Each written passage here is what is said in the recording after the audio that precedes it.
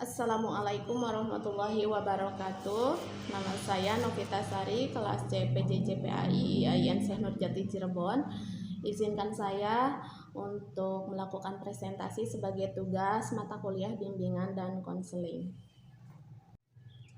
Dengan mengucapkan Bismillahirrahmanirrahim, saya akan memulai presentasi ini. Bismillahirrahmanirrahim. Innal hamdalillah nahmaduhu wa nasta'inuhu wa nastaghfiruh wa na'udzubillahi min shururi anfusina wa min sayyiati a'malina may yahdihillahu fala mudhillalah wa may yudlil fala hadiyalah. Asyhadu an la ilaha illallah wahdahu la syarikalah wa asyhadu anna Muhammadan abduhu wa rasuluh amma ba'du. Alhamdulillah, puji dan syukur kita panjatkan kehadirat Allah Subhanahu wa taala yang pada kesempatan kali ini saya dapat melakukan presentasi di merekamnya dan men-share-nya kepada ibu dosen dan teman-teman semua.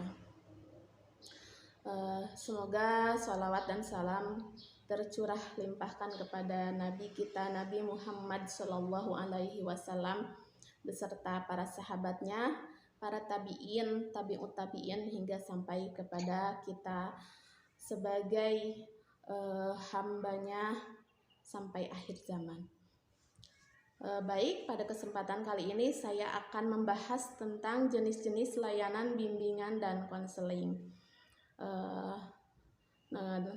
Dengan nomor induk saya yaitu 21081131111 dengan dosen pengampu yaitu Profesor Dr. Hajah Septi Gumiandari MAG. Kali ini saya akan menjelaskan tentang jenis-jenis layanan bimbingan dan konseling. Namun sebelumnya izinkan saya membacakan salah satu pendapat pengertian bimbingan dan konseling tersebut ya. Bimbingan dan konseling adalah pelayanan bantuan untuk peserta didik baik secara perorangan maupun kelompok agar mampu mandiri dan berkembang secara optimal dalam bidang pengembangan kehidupan pribadi, kehidupan sosial, kemampuan belajar, dan perencanaan karir melalui berbagai jenis layanan dan kegiatan pendukung berdasarkan norma-norma yang berlaku. Nah, ini menurut DRA Fenty Hikmawati MPD. Ada beberapa jenis layanan bimbingan dan konseling, di antaranya di sini saya menulis salah satu pendapat yaitu DRA Suhertina tahun 2014. Di antara jenis-jenis layanan bimbingan dan konseling antaranya adalah layanan orientasi, layanan informasi, layanan penempatan atau penyaluran, layanan konten, layanan bimbingan kelompok, layanan konseling kelompok, layanan konseling perorangan, layanan mediasi, layanan konsultasi, dan layanan advokasi. Nah, untuk sekarang ini kebetulan tugas saya adalah menjelaskan 4 layanan bimbingan dan konseling.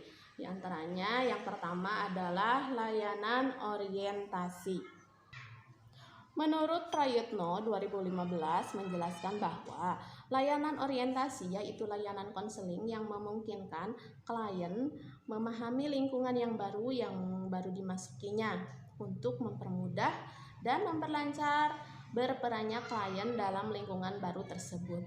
Menurut Prayitno, layanan orientasi adalah layanan bimbingan yang dilakukan untuk memperkenalkan siswa baru dan atau seseorang terhadap lingkungan yang baru dimasukinya.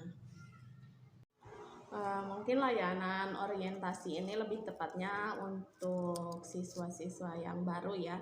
Namun terkadang kita juga harus memberikan layanan ini kepada siswa-siswa yang memang membutuhkan layanan tersebut, bukan hanya siswa baru saja. Adapun hasil yang diharapkan dari layanan ini adalah siswa dapat mendapatkan kemudahan dalam penyesuaian diri, terutama pada kehidupan lingkungan yang baru dimasukinya.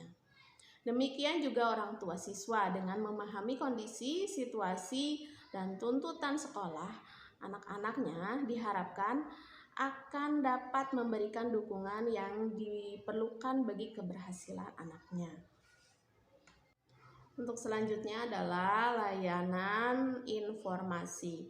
Menurut Nursan tahun 2006 menyatakan bahwa layanan informasi yaitu layanan konseling yang memungkinkan klien menerima dan memahami berbagai informasi yang dapat dipergunakan sebagai bahan pertimbangan dalam pengambilan keputusan untuk kepentingan klien. Layanan informasi adalah layanan yang memberikan informasi yang dibutuhkan oleh individu. Informasi yang diperoleh individu sangat diperlukan agar individu lebih mudah dalam membuat perencanaan dan mengambil keputusan. Layanan informasi yaitu layanan bimbingan konseling yang memungkinkan siswa menerima dan memahami berbagai informasi seperti informasi pendidikan, kemudian informasi jabatan, informasi tentang sesuatu yang dapat dijadikan sebagai bahan pertimbangan dan pengambilan keputusan untuk kepentingan siswa. Nah, untuk layanan selanjutnya saya akan menjelaskan tentang layanan pembelajaran. Di sini materi yang dapat diangkat melalui layanan pembelajaran antara lain diantaranya 1. Pengenalan siswa yang mengalami masalah belajar tentang kemampuan, motivasi, sikap, dan kebiasaan belajar. Kemudian selanjutnya layanan pembelajaran juga dapat diangkat melalui layanan pengembangan motivasi, sikap, dan kebiasaan belajar yang baik. Selanjutnya pengembangan keterampilan belajar, membaca, mencatat, bertanya, dan menjawab serta menulis. Untuk program selanjutnya adalah program pengayaan. Untuk menemukan masalah belajar siswa dapat dilakukan dengan berbagai cara, yaitu dengan melalui tes hasil belajar, tes kemampuan dasar, tes sikap dan kebiasaan belajar, tes diagnostik, analisis hasil belajar, karya wisata, dan lain-lain. Untuk yang terakhir, saya akan menjelaskan tentang layanan penempatan dan penyaluran. Nah, untuk layanan ini, layanan penempatan dan penyaluran adalah layanan konseling yang memungkinkan klien memperoleh penempatan dan penyaluran yang sesuai dengan bakat dan kemampuan masing-masing. Mungkin hal ini seperti pemilihan ekstrakurikuler yang dipilih oleh siswa, kemudian guru memfasilitasi ekstrakurikuler yang dipilih oleh siswa.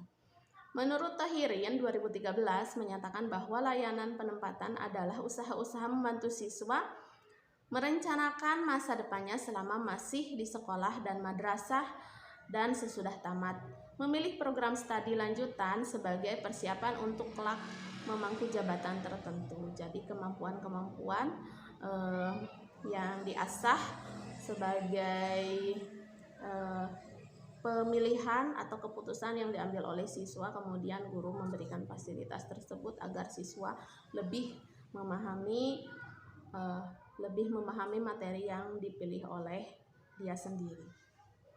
Nah, untuk halaman terakhir yaitu berisi daftar pustaka. Di sini teman-teman dan ibu dosen bisa melihat daftar pustaka yang saya ambil. Demikian presentasi yang saya sampaikan, semoga dapat dimengerti. Mohon maaf sekali bila banyak kekurangan. Akhirul kalam, Rabbana la tuzigh qulubana ba'da idh hadaitana wa hab lana min ladunka rahmah innaka antal wahhab. Rabbana atina fid dunya hasanah wa fil akhirati hasanah wa qina adzabannar. Wassalamualaikum warahmatullahi wabarakatuh.